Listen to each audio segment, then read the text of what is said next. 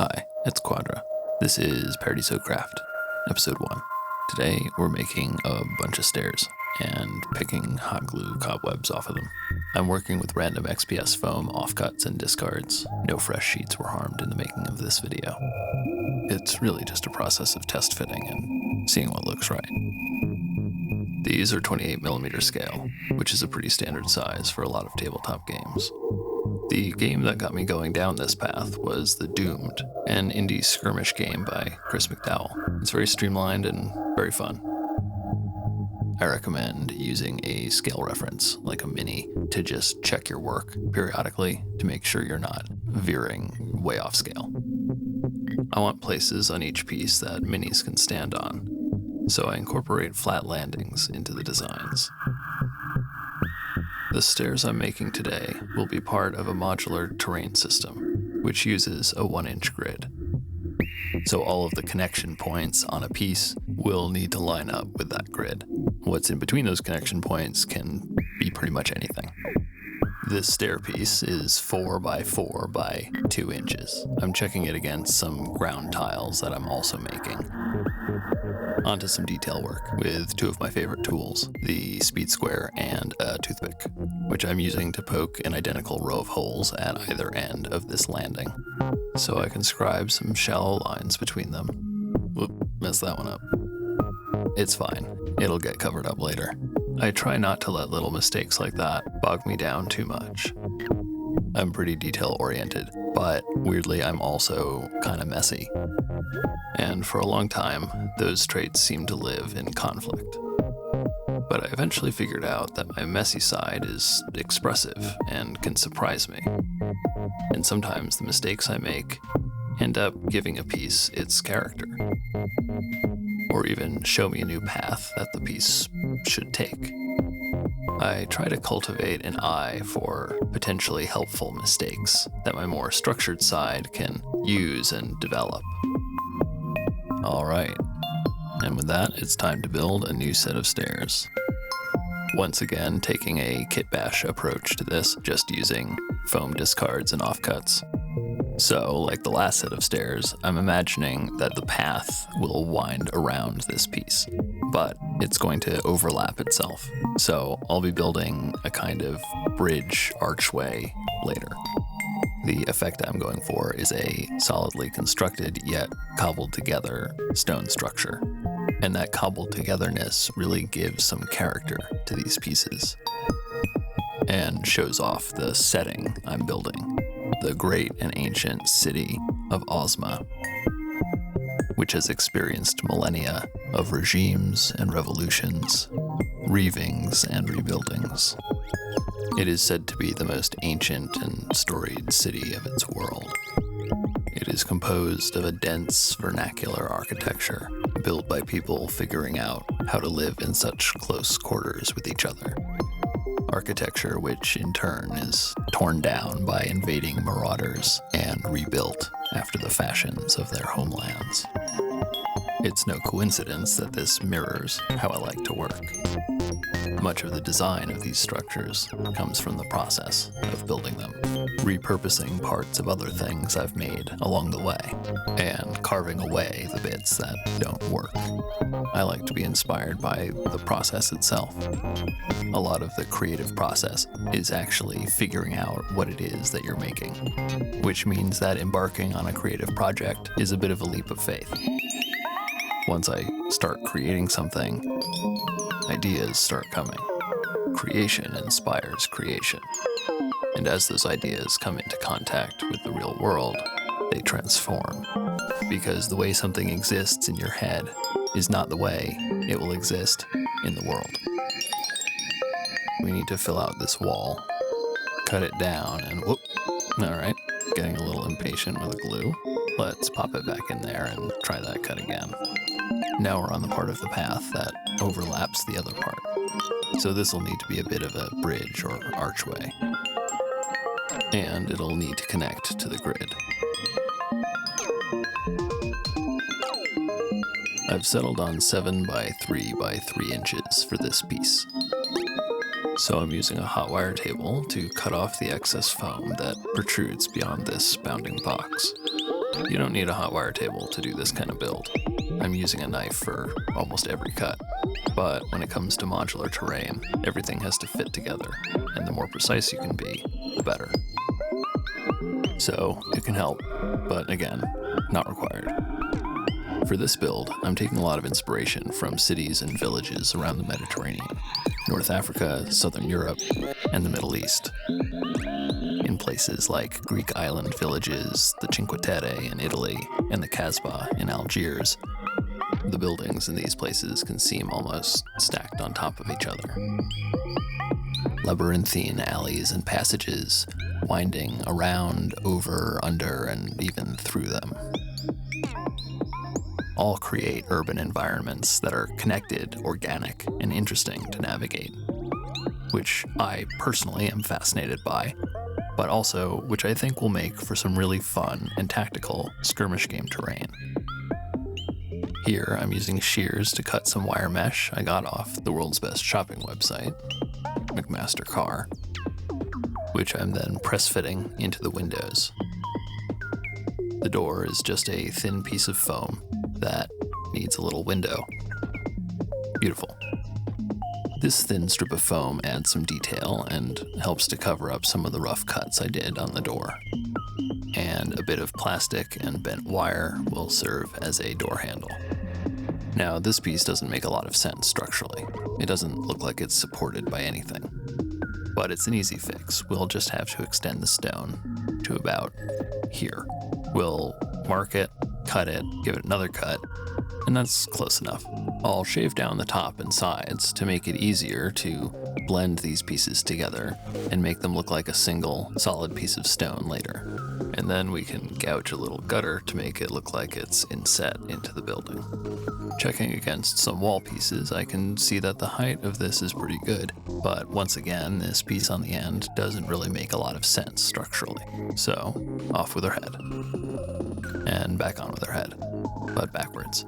And again, we'll use a second piece of foam to make this look like one solid piece of stone in a future step. Now it just needs some support. I think I cut this off the end of a COVID test swab after I used it.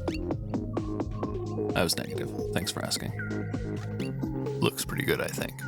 Now for a little extra reinforcement, I'm going to use some of this styrene that I got from Evergreen Scale Models. Just making a bunch of small rectangular pieces, which I'll use as metal braces. Ooh, that's too much glue. Just get the rest on, and that's the piece. Now for magnets, to connect these with other modular pieces. This is a jig I made out of styrene that pokes magnet holes every 1 inch.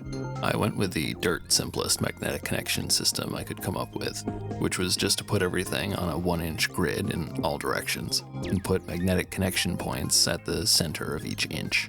Here's another smaller jig. Same idea, but made mostly out of basswood instead of styrene.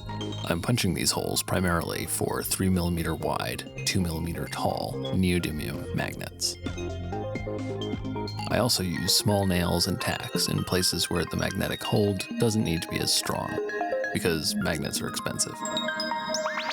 I did get a pretty good deal on my magnets by using a discount code from Matt over at the RP Archive channel. So if you want to find some relatively cheap magnets, or watch some in-depth terrain magnetization tutorials, check out his channel. I'll go into more detail in a future video, but the basics of my terrain magnetization system are as follows. All magnets facing up must have the same polarity. All magnets facing down must have the opposite polarity, and magnets on the side of a piece alternate polarities each inch on the grid. It's texture time. This is Grout. You can get a little bucket of it at any hardware store. Just mix it up with water to make this goop, and then you can smear it all over your piece, making sure to fill in gaps and cracks that you want to hide, and not laying it on so thick that you lose too much detail. For larger pieces, I just pour the grout straight on and use different tools to spread it around.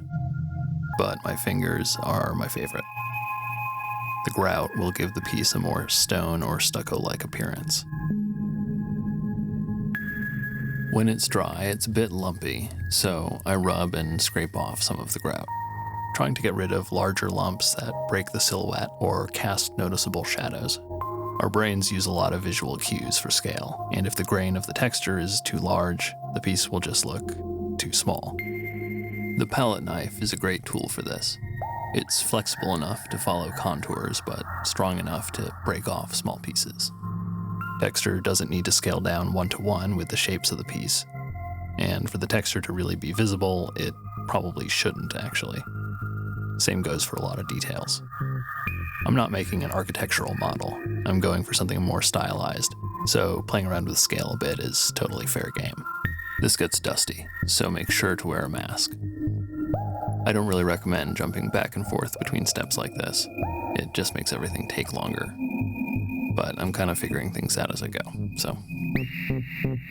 Here's how I figured out where the magnetic connection goes on the bridge bit. I took 3 1-inch magnetized cubes that I made earlier and stuck an iron tack to the topmost magnet. I pressed it in, and there's the connection point. Magnets are cool. This is a strip of nickel, which is magnetic, which I'm using to make a little metal plate next to the door. Now, these next magnets are for accessories, not structural stuff. In this case, they'll probably be used for signs, like this little guy. It just has another piece of that nickel strip on the back. To finish off the magnetization, the undersides of the pieces all get a bunch of magnets with the same polarity. Back to texturing. This time I'm using modeling paste, which is available at most art supply stores. Once again, the palette knife is pretty much the perfect tool for this. I'm trying to create a variety of textures and surfaces that, taken together, give the impression of many layers of material. As if the masonry were at some point plastered over with mortar that later cracked and eroded, only to be patched up and covered up again. As it dries, it can be chipped away to enhance the effect, and sanded a bit to smooth it out. Now to seal everything up with white podge, which is just a blend of matte Mod Podge, white acrylic paint, and water. Mod Podge is basically PVA glue with some kind of varnish in it that makes it more robust. This seals in the grout and modeling paste and protects it from chipping or crumbling off. The white paint acts as a primer, and the water thins the mixture so it can flow into tight areas and doesn't go on too thick and obscure details.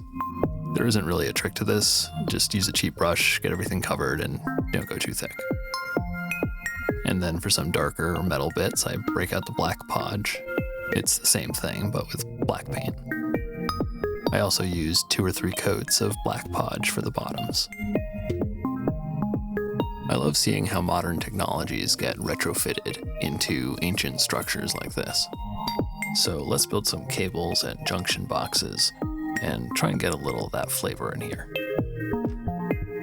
This little piece of wood will become a junction box. Just use some CA glue to secure it in place, and some baking soda to accelerate the glue and add a little grit.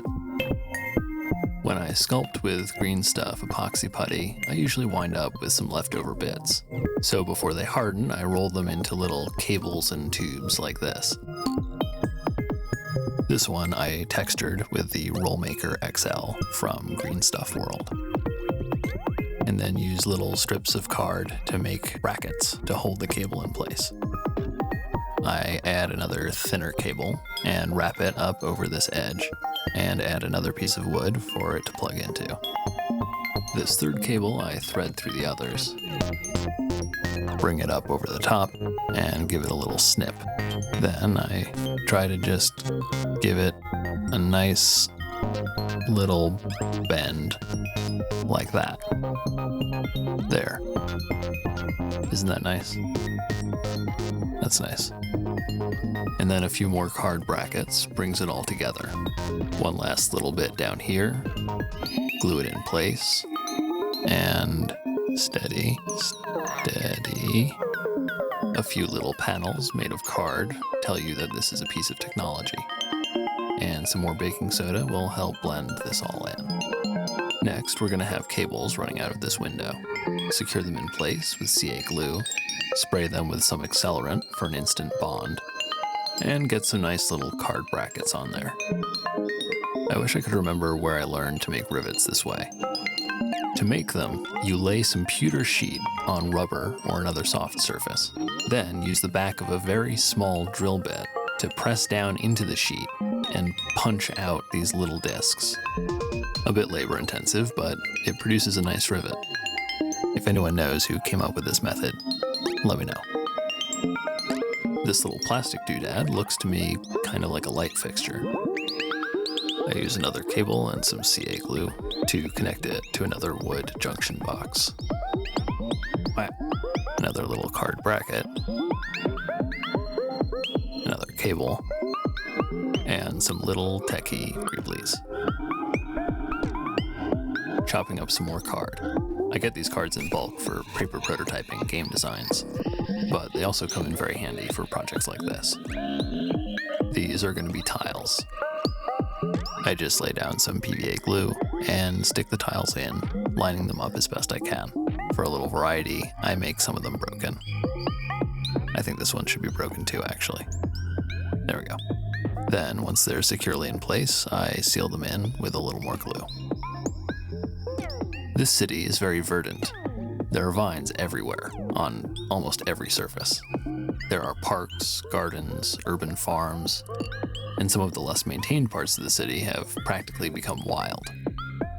Some of the most ancient buildings in these areas are thought to be held together entirely by the vines that run through them. I'm using strands of lichen and clump foliage to represent the vines, and just PVA gluing them in place. Though in the future, I think I would soak them in PVA glue before attaching them to the model. Just seems like it'd be easier that way. So you know all those hot glue cobwebs and globs you get? Well, I like to save them in this horrible little tin.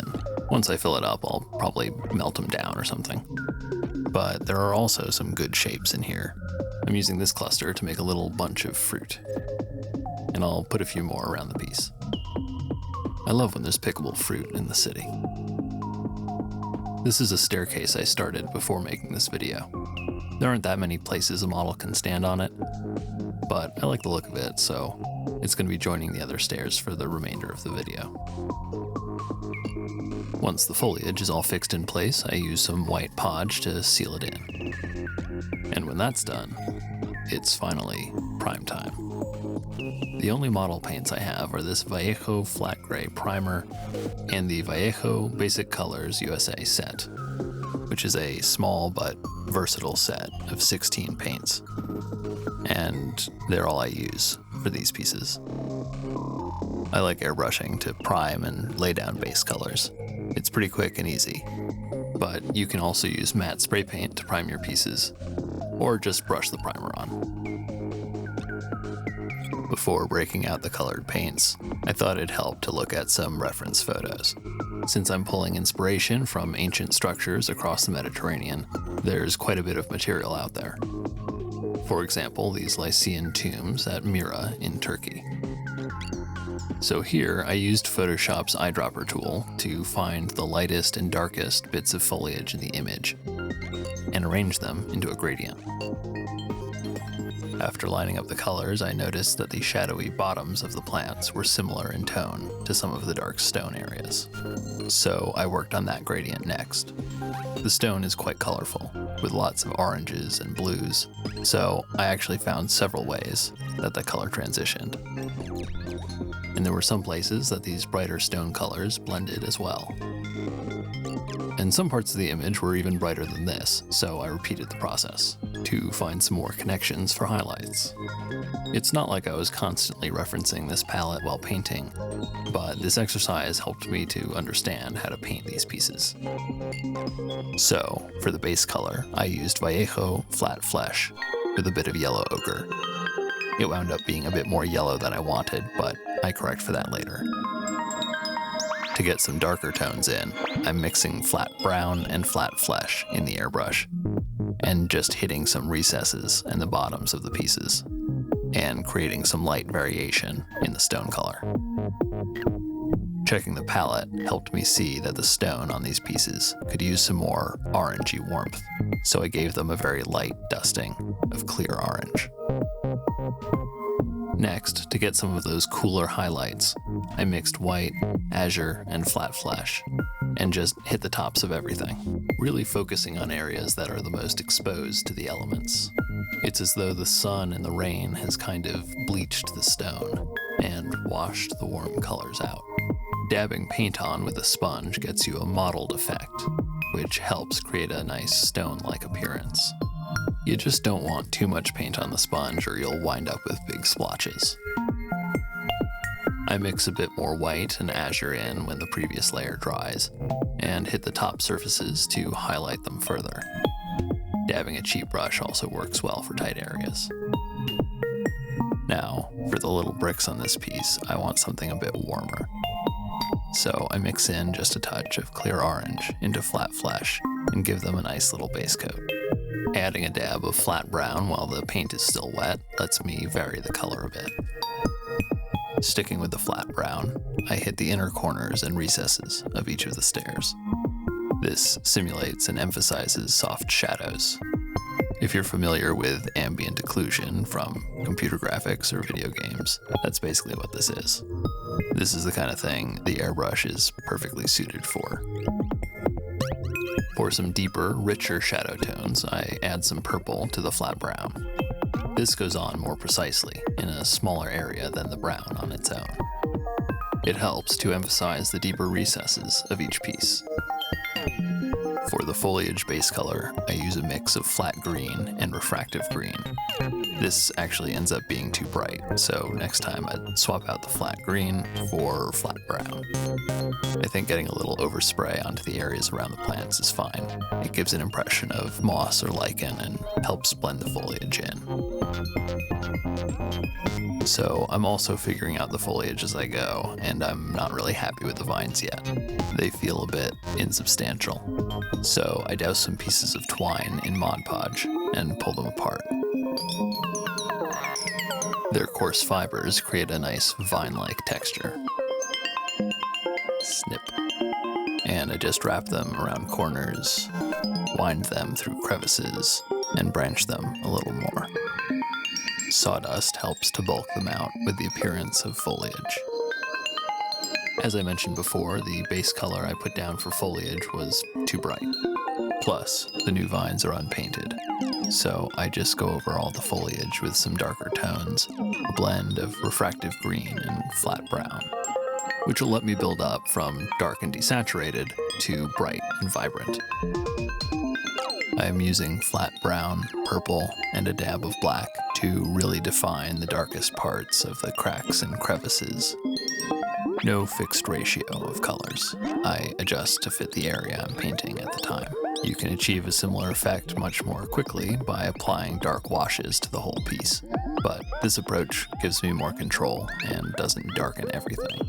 If the style you're going for is more dark and gritty, then an overall wash can be an excellent time saver.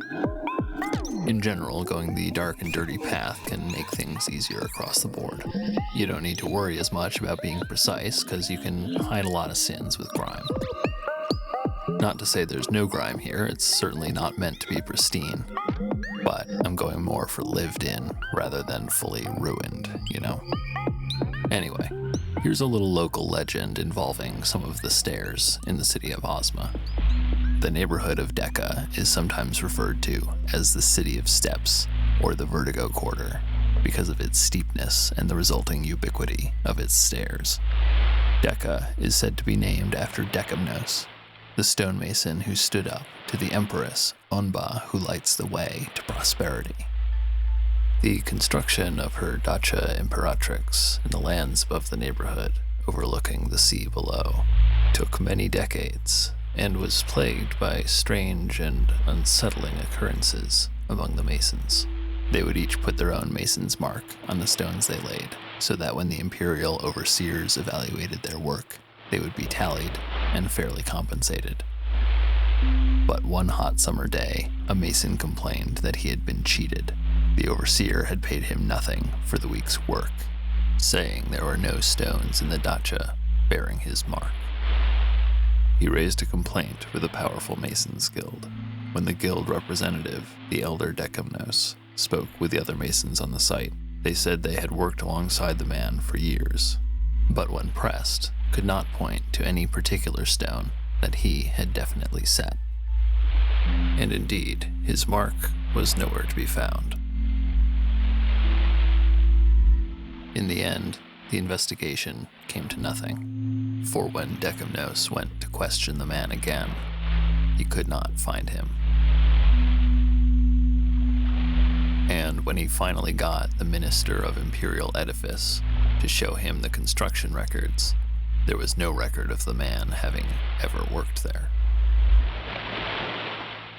For the rest of the summer, a quiet unease settled over the construction, until a second mason, who had been working on the dacha for over a decade, approached Decamnos with a bloodless, hollow face. "My mark," he said.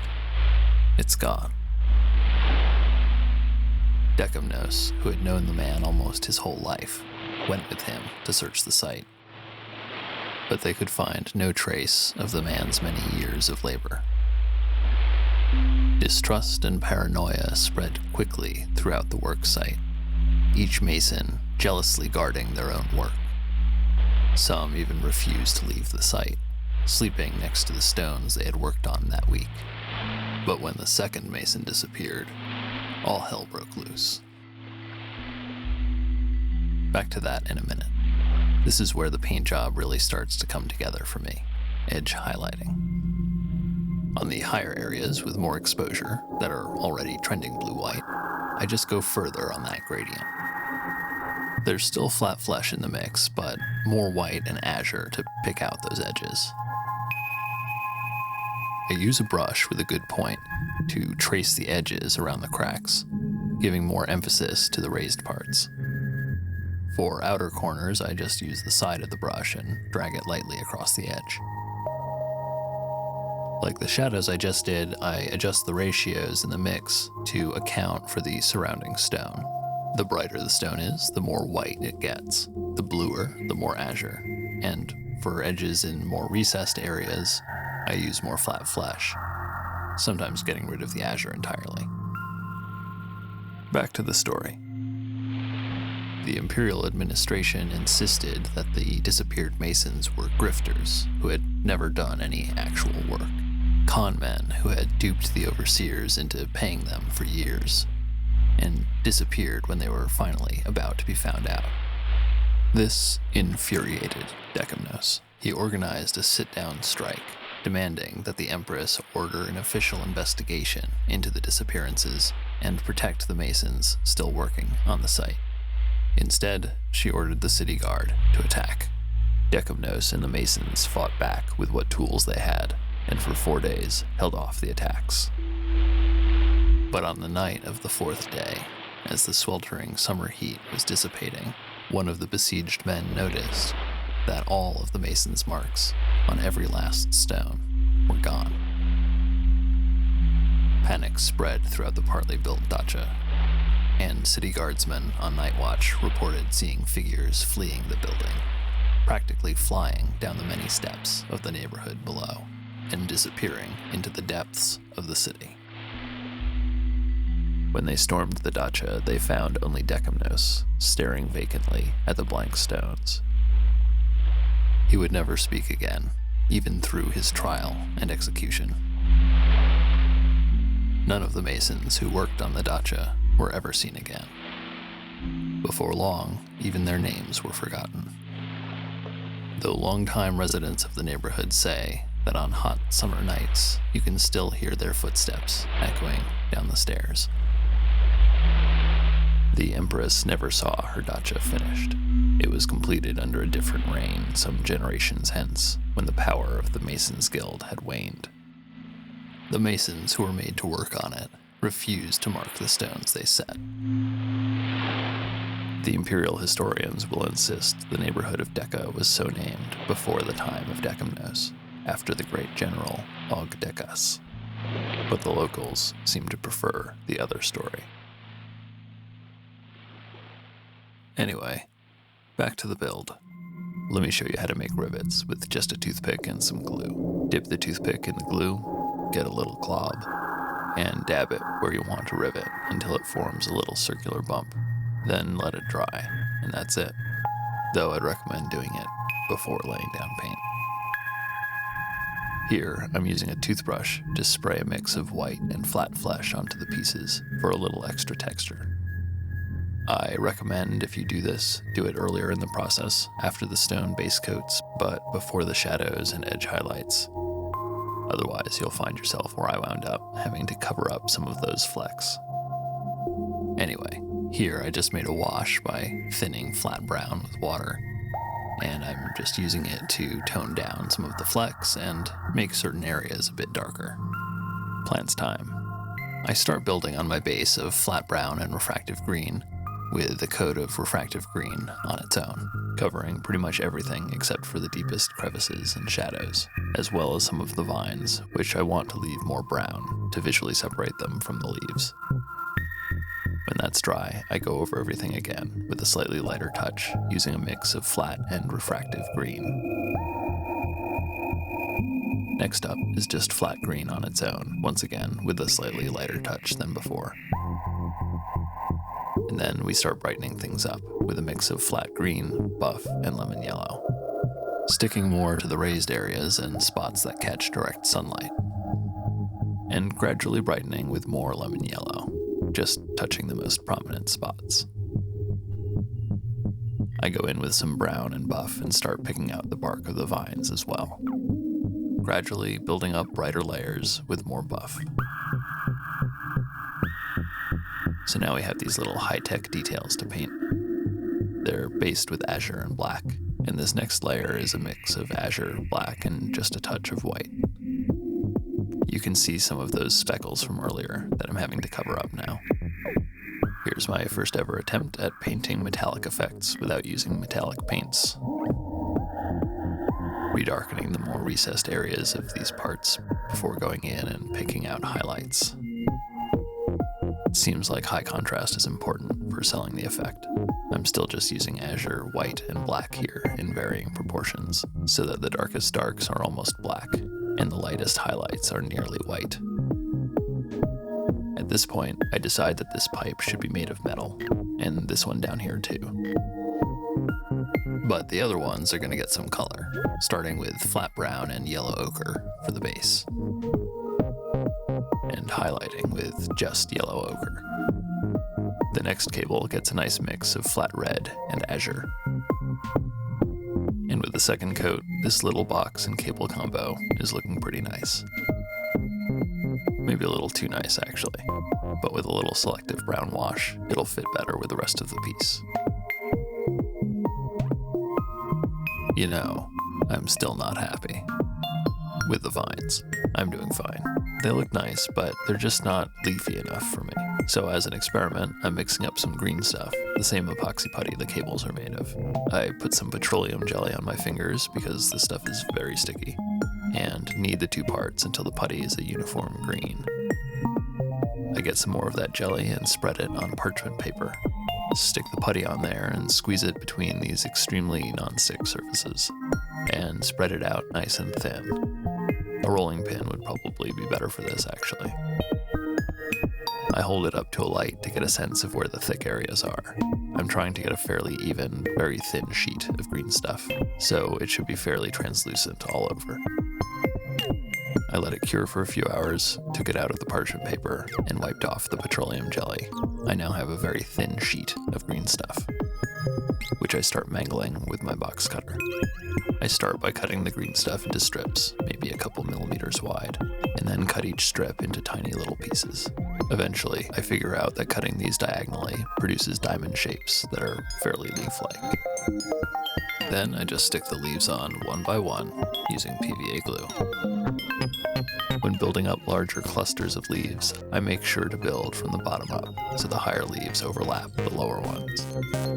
Once the glue is dry, I cover all the leaves in a layer of watered-down Mod Podge to protect them and give them a more secure bond with the piece.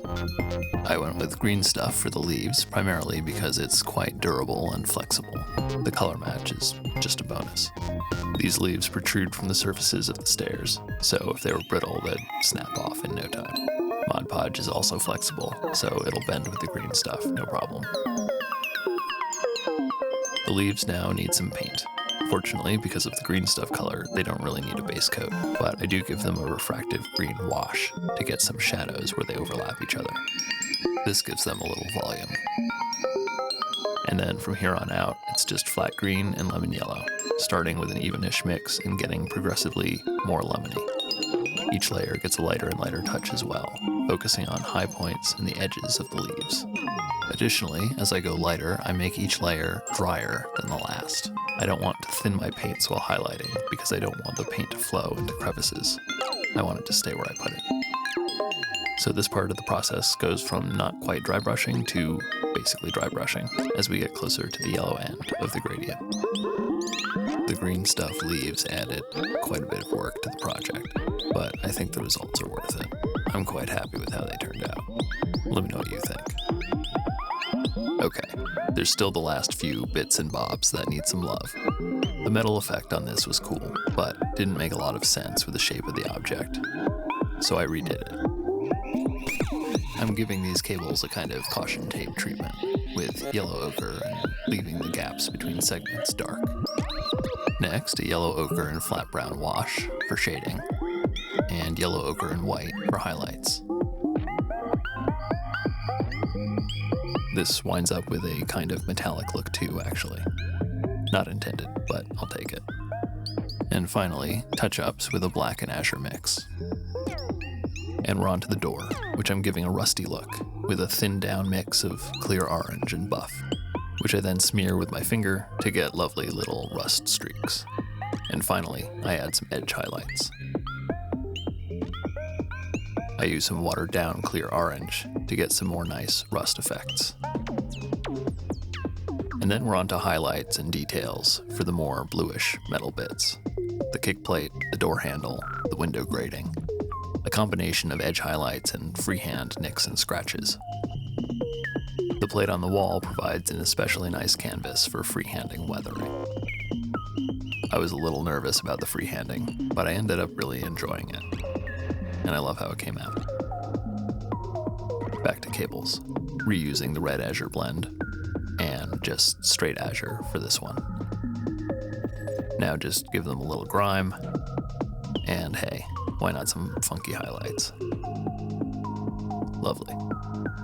Fruit time, starting with a light base coat, and then a red wash that actually doesn't really do it for me. So back to that red azure blend. It's a nice color. I gradually blend a bit more red towards the tops and top them off with a lemon yellow dot. Delicious. Using some more flattened out green stuff to make a poster. Why a poster? Well, there's an area on the big stairs that I just don't like the look of much. I think it got too busy. And fixing it doesn't sound very fun, so I'm going to cover it up with a poster instead. Gotta prime this up with a few coats of white, nip some edges, and then hit it with some buff, and then some brown wash to age it. Then I give it a little border, and freehand some strange script, and on it goes. Okay, this is the last part. The Azulejo Tiles, just priming them here. These are inspired by a trip to Lisbon. If you've ever been, you'll know what these are. In Lisbon, lots of building facades are covered in these lovely tiles called azulejos, which have their origins in Arabic designs and tile work, and came to Portugal by way of northern Africa. The name azulejo apparently comes from the Arabic al-zalija, meaning small stone. The tiles are intricately decorated, typically in blue. So I'm going to sketch a bunch of ideas for tile designs in my notebook. Giving myself a grid to fill out is a great way to explore a bunch of ideas, which I definitely want to do before I start freehanding tiles. The designs could be geometric, floral, representational, anything really. I'm generally leaning towards abstract and geometric. I like that style and it seems the most feasible at this scale. Next step is to paint them. I'm sticking with just 2 colors for these tiles. Whoops, yellow ochre and azure. Better to figure out what works and what doesn't here, rather than on the stairs themselves. Painting them here also helps me figure out how to make these strokes efficiently and effectively. And there we go, some rough tile designs. With this design, I find it's easiest to paint across and then fill in the star shape afterwards. The yellow I add for these dots ends up getting a bit lost against the mottled white of the tiles, but it does look great against the blue. And then some more corner marks in azure. It helps to rotate the piece to make these, so my painting hand doesn't have to get into any awkward positions. Nice. But I think it needs a little more detail. Like lots and lots of little dots. On to the next set. I lay down some dots, and then each of these petal shapes can be made with a single stroke of a well-loaded brush. Same process here of rotating the piece, and then the fine detail work. For this kind of work, I pick one detail and paint it on all of the tiles before moving on to the next detail. This way I can minimize the number of times I need to rotate the piece around, and I don't have the mental overhead of switching back and forth between strokes. And there it is.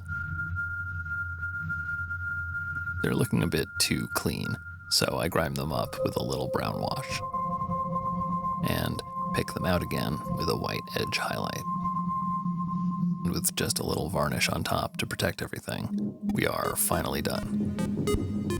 These were a lot of fun to make. I hope you enjoyed seeing them come together, and the process, if you want to call it that, behind them. Let me know what you think. There were some hints in the video about upcoming parts of the city of Ozma, along with some of its strange denizens. So if you'd like to see more, subscribe and stay tuned. I'm also a game designer. If you play or are interested in Mothership, the sci-fi horror RPG, you might like my adventure module, Warped Beyond Recognition, available in print and digital formats at several online retailers. And finally, if you'd like to support the channel, you can go to my website, paradiso.zone, and become a member. It works a lot like Patreon, but with a discount because it's an independent website and there are no venture capitalists skimming 10% off the top. So you pay less and I get more. Pretty nice. There are a lot of great benefits like early access to things I make, behind the scenes stuff. You can get your name credited in future videos, or even immortalized in the terrain of the city of Ozma. Thanks for watching, and thanks for your support.